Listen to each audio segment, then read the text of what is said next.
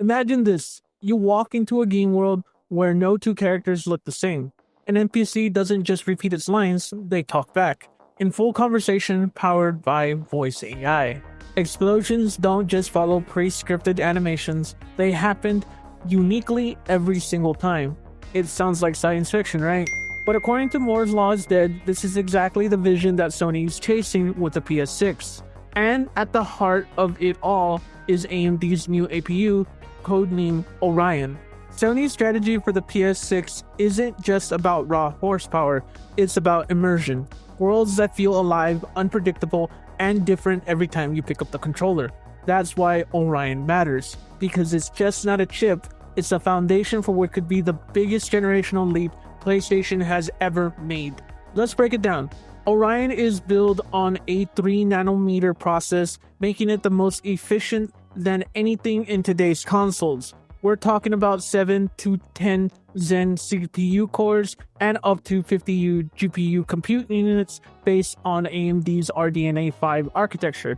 Add in GDDR7 memory with as much as 40 gigabytes of RAM, and you're looking at a system capable of 2.5 to 3 times the raw rasterization performance of the PS5. And for people who don't know what that means, essentially what it means is that whatever PlayStation could do right now, PS5, it can do it 3 times more of what a PS5 can do at the moment on PlayStation 6. But here's the kicker. In ray tracing, Orion could deliver a 6 to 12 times leap. That's not just an upgrade, that is a revolution in how games look. So what does this mean in practical terms? The PS6 will crush 4K at 60 frames per second in AAA titles, and with advanced upscaling with FSR4 or PlayStation PSSR2, 4K/120 becomes possible. But resolution isn't the only story here. The real story is ray tracing and AI-driven worlds. For the first time, light, shadows, reflection, they'll behave like they do in real life thanks to AI. Your interactions with characters and environments will feel less scripted and more alive. That's the kind of immersion Sony is betting on. And I know there's going to be a lot of people in the comment section that are saying, why aren't they doing 8K? Why aren't they doing 4K?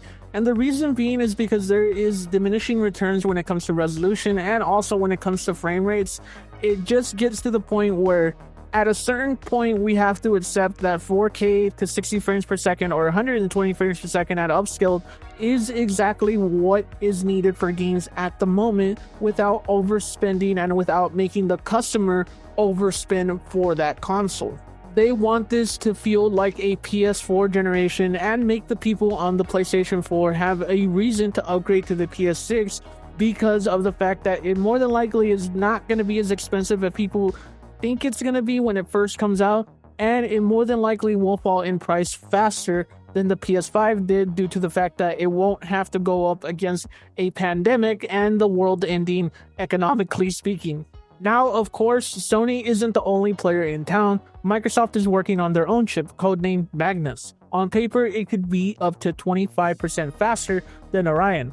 But here's the thing that I brought up a little while ago when it comes to price.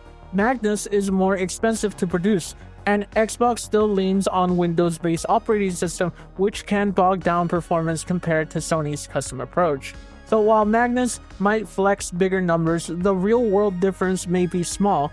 Think PS5 versus Series X, not PS4 Pro versus One X. So while over the years you would see these giant leaps in hardware, what you're going to see from now on is, yes, giant leaps in hardware still, but not as big as monumental, and at the same time still monumental because of the fact that we're working with AI now.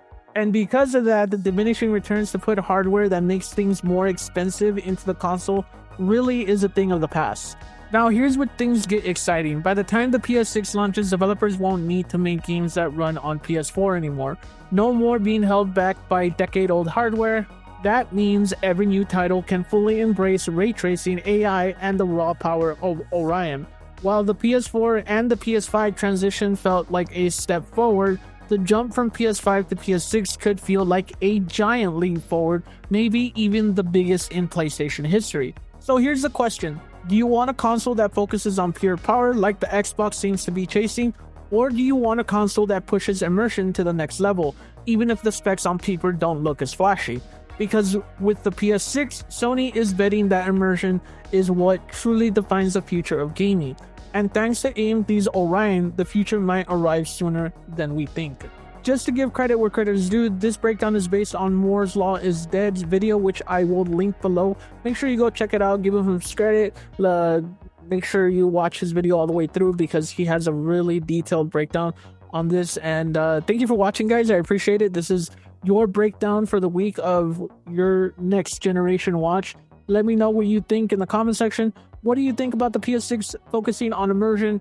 And also, what do you think about the Xbox going for full raw power that's more than likely going to cost more than the PS6? Let me know what you think below. And remember, you're pretty good.